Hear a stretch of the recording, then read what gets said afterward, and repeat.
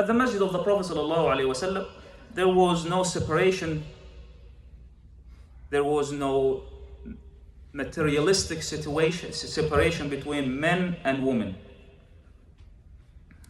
So men would pray at the front, right behind Nabi ﷺ. Then behind them there will be the children, the boys, and then behind them will be the women. This is how it was in the masjid of the Prophet ﷺ. Can we do this nowadays in our masajid and say, well, the Prophet's masjid was like this? The answer for that is, it is possible. We can, but should we? Is it the better way? Is it better if we do it this way? Well, first of all, let's understand how it was in the masjid of the Prophet ﷺ. Because when you say the Prophet did that, well, the way of the Prophet is the best of all ways. Now, at the masjid of the Prophet, as we said, the Prophet ﷺ said, the best of men's row are those who are at the front. And the best of women and the worst of women's rows, those who are at the front, because they are closer to men. The worst of men's rows are those who are at the back, because they are closer to women. At the masjid of the Prophet ﷺ, women used to go to the masjid at night.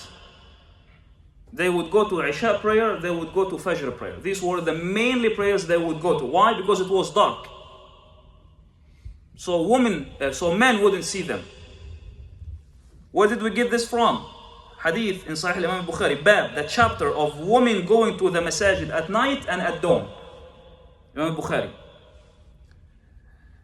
And another hadith about إِذَا اسْتَأْذَنَّكُمْ بِاللَّيْلِ. The Prophet ﷺ said to the women, to the men, do not prevent your wives from going to the masjid if they take your permission to go to the masjid at night.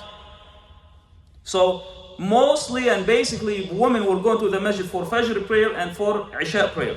The Prophet ﷺ made a specific door for women and said this is only restricted for women.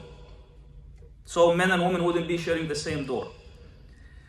Women were commanded to leave right after the prayer. Assalamu alaikum wa rahmatullah, assalamu alaikum wa rahmatullah. Men were still sitting, facing the Qibla, and women in the back, they are leaving. Every one of them is leaving to her house, and men were staying. Then when women would clear out, then men would leave. Why? So that they wouldn't mix with them outside the masjid, they wouldn't mix with them on the streets. Women were fully covered. How women used to be covered in the Medina of the Prophet ﷺ at the time of the Prophet, they were covered from head to toe. Even though we believe it's not a must. A woman can, if she wants, not to cover her face, not to cover her hands, and maybe not to cover her feet up to ankles in the Hanafi madhab.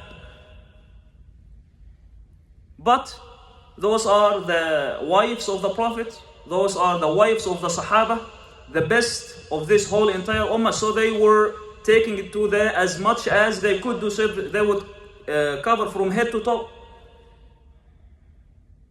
And they would come and they would pray. Nobody knows if this is her face or this is her back. And it was at night.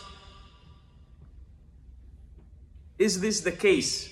If we have women here right now at the back, is this the case as it was as the masjid of the Prophet? No. It wouldn't be the case. It's not the same.